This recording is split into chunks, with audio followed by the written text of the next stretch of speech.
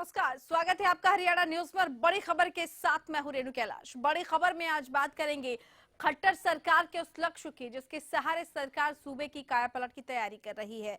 विदेशी निवेश से हरियाणा को हैपनिंग हरियाणा बनाने का लक्ष्य रखा गया है। लक्ष्य, दावे और कोशिशें अपनी जगह सही हैं, लेकिन निवेश, उद्योग, तरक्की से इतर हरियाणा की जनता और जनता को मिलने वाली सुविधाओं का क्या हाल है, आज इस पर होगी बात। हाल क्या है हरियाणा का?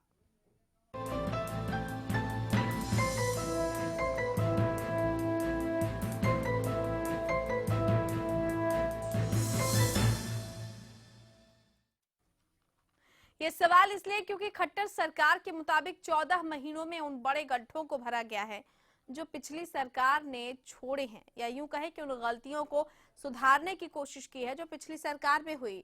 अभी आकलन करने की जरूरत है कि क्या वाकई में गड्ढे भरने में कामयाब रही है खट्टर सरकार और निवेश से बदलेगी सूबे की तस्वीर। सबसे पहले देखिए एक रिपोर्ट, उसके बाद करेंगे इस पर विस्तार से चर्चा। हरियाणा को हैपनिंग बनाने की दिशा में सूबे की खट्टर सरकार की कोशिशें तेज हो गई है।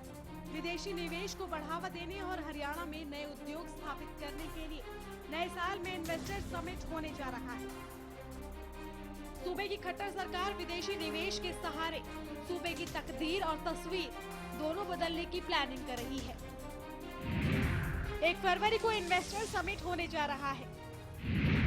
समिट को राज्य सरकार ने हैपनिंग हरियाणा का नाम दिया है। सरकार को इससे 1 लाख करोड़ रुपए का निवेश आने की उम्मीद है। हैपनिंग हरियाणा की शुरुआत देश की राजधानी दिल्ली से हो गई है, जहां स्टार्टअप कैंपेन की शुरुआत सीएम मनोहर लाल खट्टर ने की। सीएम ने हैपनिंग हरियाणा समिट और वेबसाइट का उद्घाटन किया। विदेशी निवेश को आकर्षित करने के लिए हरियाणा से जापान और चीन जाएगा डेलीगेशन। सीएम ने चाइनीज और कोरियन डेलीगेशन से भी मुलाकात की। सरकार को उम्मीद है कि नया साल सूबे में तरक्की और उन्नति के लिए बेहतर साबित होगा। विदेशी निवेश और नए उद्योग आने से हरियाणा विकास के पथ पर चौगुनी गति से दौड़ेगा। हरियाणा हम लोगों ने लगभग 14 महीने पहले जिसकी बागडोर संभाली है, उस समय के विश्लेषण या उससे पूर्व के सभी जो तथ्य वो हम सबके सामने कई बार आए हैं। हरियाणा को कैसे प्रगति के पथ पर आगे बढ़ाकर अपने 2.5 करोड़ जनता को उच्च कोटि का जीवन बिताने के लिए, एक सुखी जीवन बिताने के लिए हर प्रकार के कार्यक्रम लागू करें। विकास के ख्वाब, दावे और कोशिशें तो अपनी जगह ठीक है, लेकिन सूबे के मौजूदा हालात सबके सामने हैं। स्कूलों और शिक्षा के बिगड़ते हालात, अस्पतालों में सुविधाओं की कमी, डॉक्टरों से कमी से जूझती जनता, समस्या निपटारे के लिए बड़ी सहूलियतों की लचर हालत। सरकार के अब तक के 14 महीने के कार्यकाल में बदलाव और सुधार की कसौटी पर सरकार खरी नहीं उतर पाई है। बिजली, पानी, शिक्षा, रिजल्ट, अधिकारी और कर्मचारी जरूरतों के लिए रोना रोते दिखते हैं। तो सूबे के हालात से सरकारें भी वाकिफ है। अब इन हालातों से ऊपर उठकर हैपनिंग हरियाणा बनने के लिए सफर जितना लंबा है उतना कठिन भी, और इसके लिए सिर्फ नीति की नहीं बल्कि एक बेहतर नीयत की भी जरूरत है। Bureau report, Haryana news. और इस खास विषय पर चर्चा के लिए हमारे साथ 2 खास मेहमान जुड़े हुए हैं। स्टूडियो में हमारे साथ वरिष्ठ पत्रकार महेंद्र सिंह जुड़े हुए हैं और फोन लाइन पर हमारे साथ हैं बजरंग दास गर्ग, जो कि हरियाणा व्यापार मंडल के अध्यक्ष है। मेरा पहला सवाल बजरंग दास गर्ग से होगा। गर्ग साहब नमस्कार। Thank you madam ji, thank you. Bajrang Das ji, सरकार की तरफ से कहा गया है कि उन गड्ढों को भरा जा चुका है, पूरी कोशिश की गई है भरने की जो पिछले 10 सालों में सरकार ने की है, और निवेश के लिए ज्यादा से ज्यादा लोगों को आकर्षित भी किया जा रहा है, और हरियाणा के लिए ये साल अच्छा रहा है। आप चूंकि व्यापार मंडल से जुड़े हुए हैं, सबसे ज्यादा जो मार पड़ती है व्यापारियों पर तो पड़ती ही है। आप चूंकि अध्यक्ष हैं, वो तमाम चीजें क्या आपने महसूस की हैं जो मुख्यमंत्री साहब कह रहे हैं?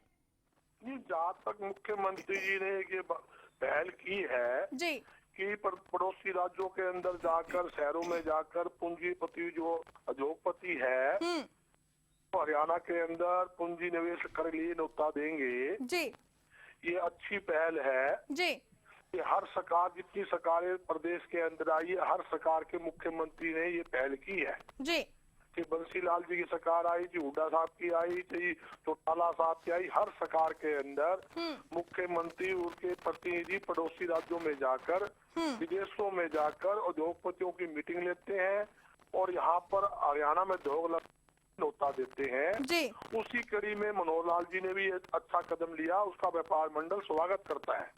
मगर उद्योग लगाने से उद्योगपति पड़ोसी, जब राज्य का उद्योगपति जब ही हरियाणा में उद्योग लगाएगा, जब यहाँ पर एक तो उद्योगपतियों को कम रेटों पे जमीन सरकार उपलब्ध कराएगी। हाँ। दूसरा मामला है बिजली के।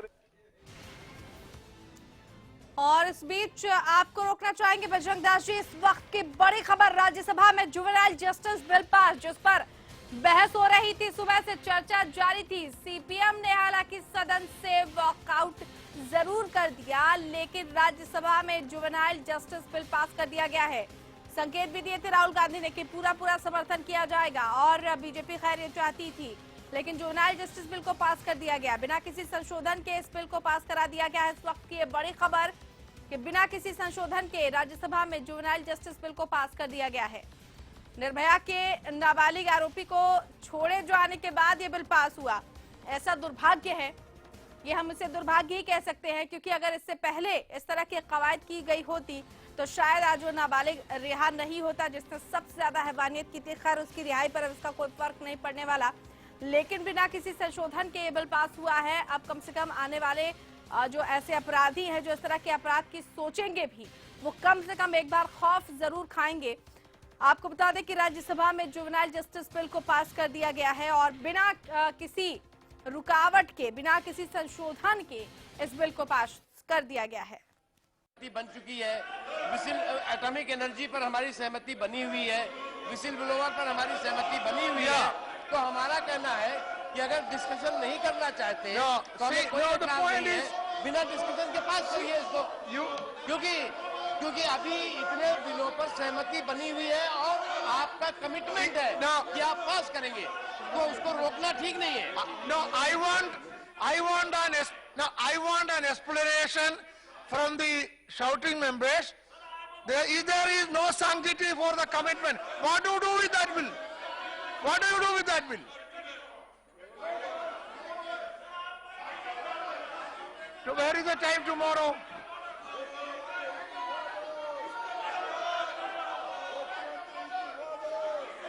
No.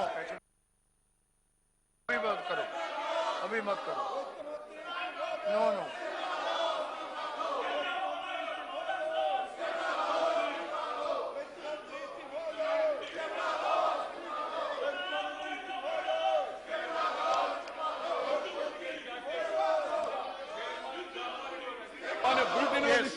A bulletin was issued to which all these people were a party.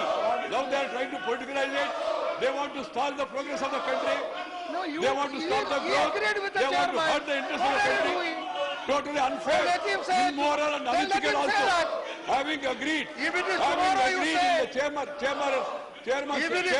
Let him say. Now, sir, you put it to vote, sir. Let there be debate. Let there be debate and discussion. If they want discussion, otherwise pass it. What are you saying? Please. No, this is not allowed. No, I am not.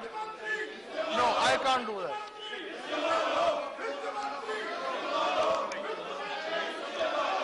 Why? No clarification. Why there is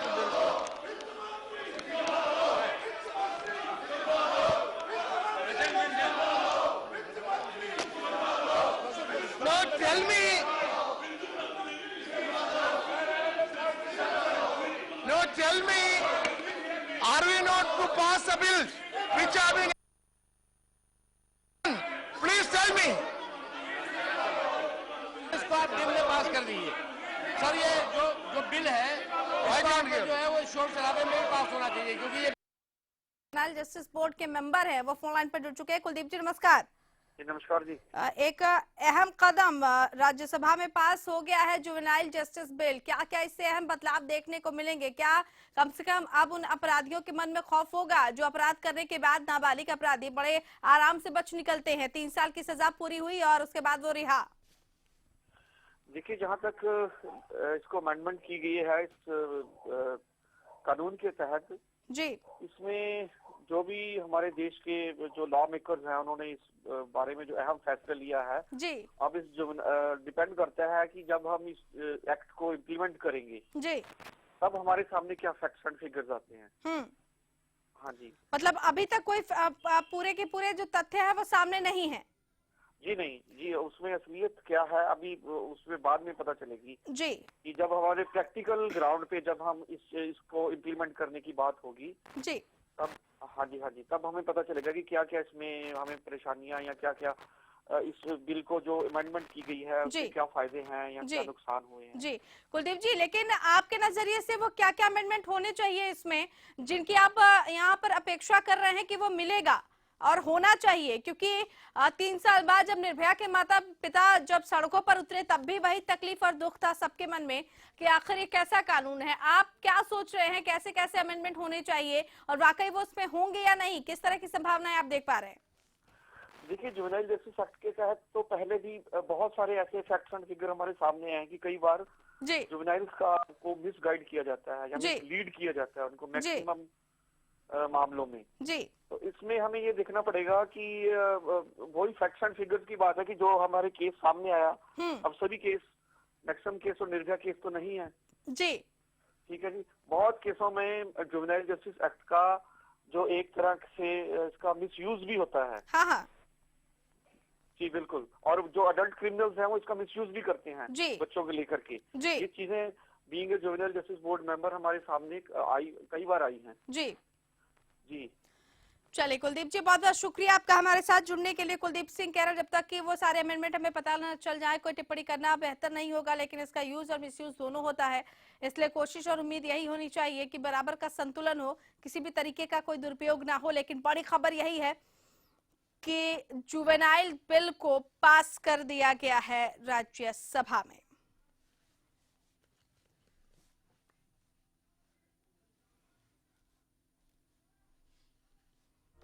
इस bill में अधिकतम 10 साल की सजा का प्रावधान है। अब तक 3 साल की सजा थी, लेकिन इसे बढ़ाकर अब 10 साल का कर दिया गया है।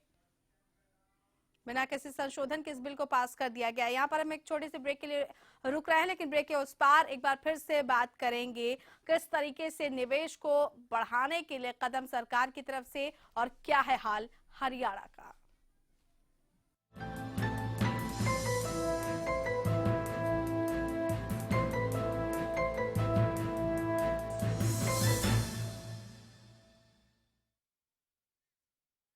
चल मैं निकल रहा हूँ। ओके। और ये तेरे लिए। ये किस खुशी में? एक तो आज तेरा मैच है और अरोरा अंकल के घर में भी तो। बाय। आपकी जरूरतों को वही समझते हैं जिनके लिए स्पेशल हैं आप, जैसे dish TV only for you 9905 पर आज ही कॉल करें और पाएं ऑफर्स जो है खास आपके लिए, क्योंकि स्पेशल है आप। सरकारी नौकरी मिलती नहीं या आप लेते नहीं, बेरोजगार रहने के 2 कारण हैं। या तो आप कोशिश नहीं कर रहे या आपकी दिशा गलत है। सरकारी नौकरी कैसे पाई जा सकती है, देखिए हमारा खास कार्यक्रम कैसे पाएं सरकारी नौकरी, हर रोज दोपहर 2:30 बजे।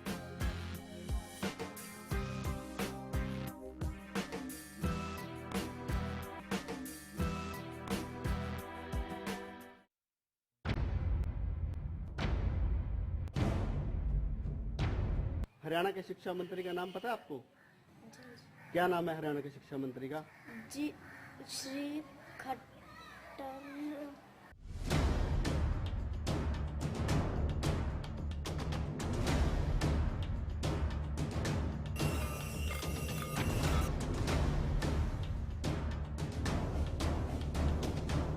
कहते हैं पूजा में बड़ी शक्ति होती है। हम किसी भी शक्ति की आराधना करते हैं तो ये शक्ति अपने भक्तजन की आराधना से खुश होकर साकार या निराकार रूप में हमें आशीर्वाद प्रदान करती है। लालवट तेल एक ऐसा तेल जिसका दिया जलाकर आप ब्रह्मांड की अनंत शक्तियों से आशीर्वाद प्राप्त कर सकते हैं। हम आपको एक जानकारी अवश्य देना चाहेंगे कि आप पूजा में असली लालवट तेल ही प्रयोग करें।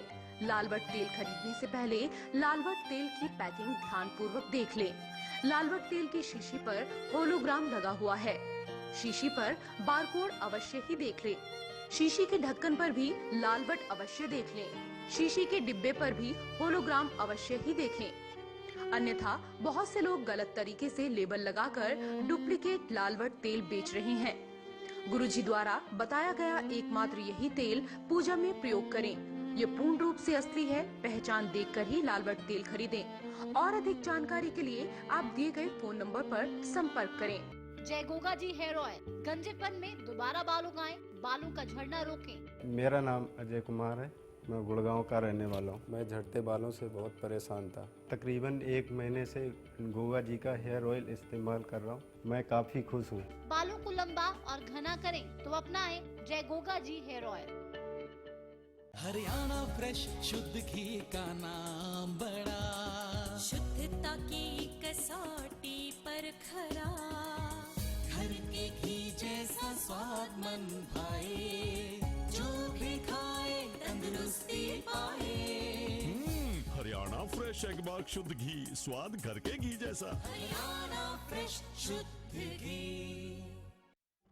शेर हरियाणा भाई गोपाल कांडा का जन्मदिन सद्भावना दिवस के रूप में मनाया जा रहा है। दिनांक 29 दिसंबर 2015 मंगलवार, समय प्रातः 10 बजे, स्थान अग्रवाल व अरोड़ वंश सेवा सदन नजदीक परशुराम चौक सिरसा। रक्तदान शिविर का उद्घाटन श्री गोविंद कांडा करेंगे। संजीवनी अस्पताल की ओर से विशाल निशुल्क मेडिकल कैंप लगाया जाएगा। विशेष आग्रह, आप सादर सपरिवार आमंत्रित हैं। करियर, जॉब, रिलेशनशिप और फ्यूचर को लेके प्रॉब्लम, कैसे बनाएं लाइफ को बेहतर, कई सारे सवाल, इसके जवाब हैं मेरे पास। देखिए किस्मत कनेक्शन मेरे साथ।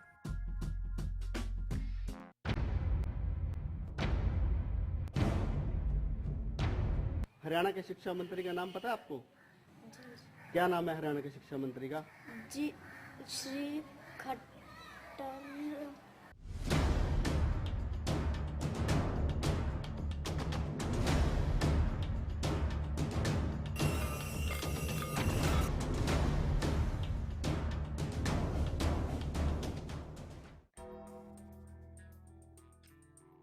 देखिए क्राइम रिपोर्ट सोमवार से शुक्रवार रात 9:30 बजे।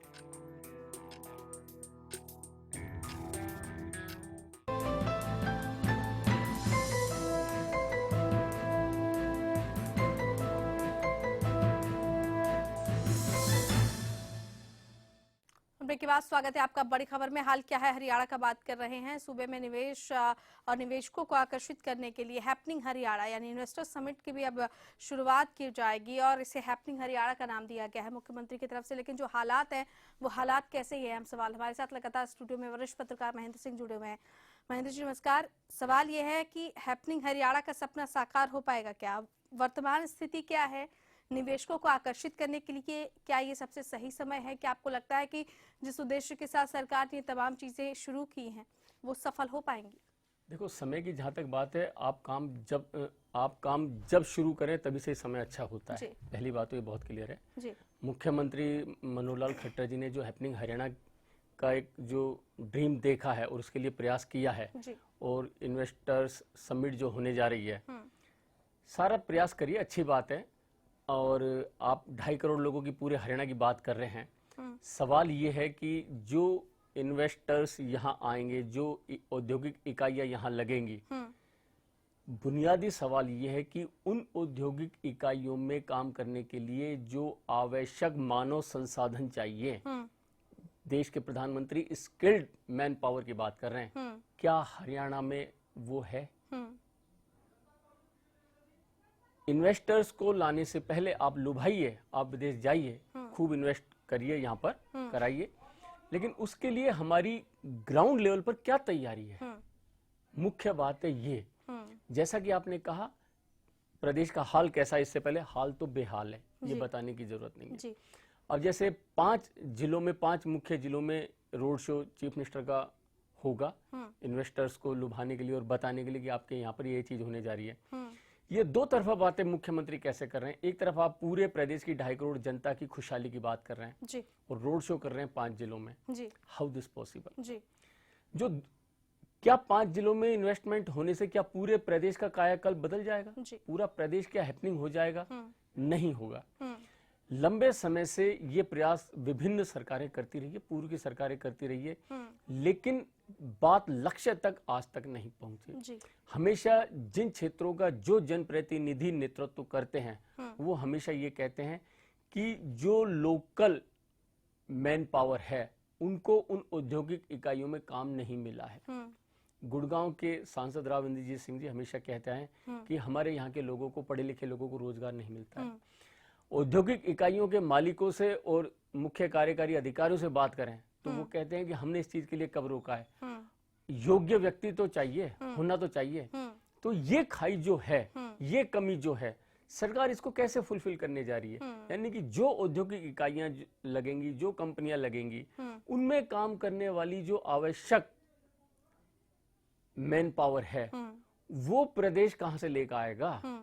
प्रदेश में वो उसकी तो कहीं कोई तैयारी दिख ही नहीं रही है। यानी कि जो आप बड़ी अब चीजें करने जा रहे हैं उसके लिए आवश्यक विषय आपके जो औद्योगिक प्रशिक्षण संस्थान है, ITI है या और दूसरे हैं, क्या वहां पर वो विषय है? क्या उन विषयों की पढ़ाई हो रही है? और वो कितने साल के कोर्स होंगे? तो इस तरह की बहुत सारी बुनियादी चीजें, बहुत सारे विषय हैं, उन पर काम करना जरूरी है और उनका सरकार को खुलासा करना होगा, प्रदेश की जनता को बताना होगा कि ये चीज हम नहीं करने जा रहे हैं। और लेकिन इस चीज को करने से पहले ये चीज करना जरूरी है। देखो, जैसा कि जब प्रधानमंत्री नरेंद्र मोदी गुजरात के मुख्यमंत्री थे तो उन्होंने इसी तरह का एक माहौल बनाया था, लेकिन उससे पहले प्रधानमंत्री नरेंद्र मोदी ने गुजरात के मुख्यमंत्री रहते हुए उसकी पहले ग्राउंड लेवल पर तैयारी की थी। लौटेंगे आपके पास। इस वक्त हमारे साथ बीजेपी की तरफ से सूरज पाल अम्मू और कांग्रेस की तरफ से कृष्णमूर्ति हुड्डा फोन लाइन पर जुड़ चुके हैं। अम्मू जी नमस्कार। जी नमस्कार। इन्वेस्टर समिट होने जा रहा है, लेकिन उससे पहले कुछ सवाल भी उठ खड़े हुए हैं कि ठीक है निवेशकों को आकर्षित कर लिया जाए, निवेश हो लिया जाए, लेकिन वाकई वो गड्ढे भरे जा चुके हैं क्या जो कि पहले से अब तक चले आ रहे हैं? क्या वाकई ये माकूल माहौल है क्या? और हैपनिंग हरियाणा सफल हो पाएगा क्या? बहुत सारे सवाल हैं। आप देखिएगा, हरियाणा के इतिहास में पहली बार जी हैपनिंग हरियाणा इन्वेस्टर्स समिट होने जा रही है और इस प्रकार का निर्णय माननीय मुख्यमंत्री जी ने किया है। ये बड़े खुशी की बात है। हरियाणा के अनेकों जिलों में इसमें इन्वेस्टर्स को मौका दिया जाएगा इन्वेस्टमेंट करने का, उद्योग लगाने का। परंतु मैं एक बात कहना चाहता हूँ, हम लोगों ने निश्चित तौर पे कनाडा का दौरा, अमेरिका का दौरा मुख्यमंत्री जी का रहा और अभी जापान दौरे पे जा रहे हैं। मैं कहता हूँ हरियाणा के अंदर पोटेंशियल है। हरियाणा की धरा में बहुत ऐसी भूमि है, तो यहाँ पर जो भी उद्योग लगेगा फलेगा फूलेगा। मैं समझता हूँ जो पॉलिसी हम लोगों ने इस बार बनाई है और जिस प्रकार से हम इन्वेस्टर्स को आकर्षित करने के लिए सबमिट करने जा रहे हैं, इसका आगाज आज मसाल यात्रा जो दिल्ली से चली है, कॉलेज विद्यार्थी जो MBI के विद्यार्थियों के द्वारा, अनेकों यूनिवर्सिटी और कॉलेज के बच्चों के द्वारा इस प्रकार से लेकर ये मसाल यात्रा चलेगी और इसका प्रचार होगा। निश्चित तौर पे हरियाणा में इन्वेस्टर्स आएंगे और हरियाणा के जो बेरोजगार युवा हैं उनको रोजगार मिलेगा और हरियाणा के अंदर उद्योग बढ़ेंगे तो हरियाणा का विकास होगा, हरियाणा चमकेगा। बहुत शुक्रिया सूरज पाल अम्मू जी आपका। कृष्णमूर्ति हुड्डा जी, आपको लगता है कि हरियाणा चमकेगा? क्योंकि बीजेपी ये कह रही है कि 10 सालों में जो गड्ढा हुआ है उसको तो भर रहे हैं अभी भी, और अभी भी वो भरा नहीं जा सका है, लेकिन हम जो है वो हैपनिंग हरियाणा बना कर देंगे और एक बेहतर हरियाणा बना कर देंगे। देखिए, 10 साल में हमने गुड़गांव को मिलेनियम सिटी बना दिया। आज विश्व के नक्शे में गुड़गांव का नाम है, वो हमारी सरकार की वजह से है। और ये खट्टर साहब कनाडा और अमेरिका गए थे और इन्होंने बताया था कि 20,000-30,000 करोड़ के हमने एग्रीमेंट किए हैं। कहाँ है वो? जी बिल्कुल। चलिए, कृष्णमूर्ति हुड्डा जी से हमारा संपर्क टूट गया। फाइनल कमेंट मेरा आपसे होगा, आप शायद सहमत नहीं दिख रहे कृष्णमूर्ति हुड्डा जी की बातों से। बिल्कुल, निश्चित रूप से कृष्णमूर्ति हुड्डा जी एक बहुत जिम्मेदार नेता हैं। राष्ट्रीय कांग्रेस पार्टी के प्रवक्ता भी हैं हरियाणा इकाई के। उनको इतनी गैर जिम्मेदाराना तरीके से अपनी पार्टी के पक्ष में ये बात नहीं कहनी चाहिए। गुड़गांव आज जो मिलेनियम सिटी का जो दर्जा पा चुका है, जिसको हम वर्ल्ड क्लास सिटी भी हम कहते हैं, प्रदेश की सरकार का इसमें कोई योगदान नहीं। प्रदेश की सरकार ये बता दे कि उन्होंने गुड़गांव को मिलेनियम सिटी बनाने के लिए ये काम किया और ये काम मिलेनियम सिटी के, और इस काम के करने से गुड़गांव मिलेनियम सिटी का रूप ले पाया। 10 साल यहाँ प्रदेश में कांग्रेस की सरकार रही, उस समय के मुख्यमंत्री चौधरी भूपेंद्र सिंह हुड्डा भी इस बात को नहीं कह पाए। बिल्कुल बिल्कुल नहीं कह पाए। हमारे पास वक्त की कमी है और बहुत सारे ऐसे लूप होल्स हैं जिनको अभी भरा जाना है। शायद दावे बहुत ज्यादा बड़े किए जा रहे हैं लेकिन धरातल पर उतना काम हो नहीं पाया है क्योंकि काम अभी भी बाकी है और ये काम अभी भी जारी है। देखना होगा कि समिट के बाद जो सूबा है उसके हुलिये में क्या बदलाव आता है, उद्योगों में और कितना ज्यादा रफ्तार देखने को मिलेगी, निवेश में और कितनी ज्यादा रफ्तार देखने को मिलेगी। बहुत बहुत शुक्रिया आपका और इसी के साथ बड़ी खबर में फिलहाल इतना ही। नमस्कार।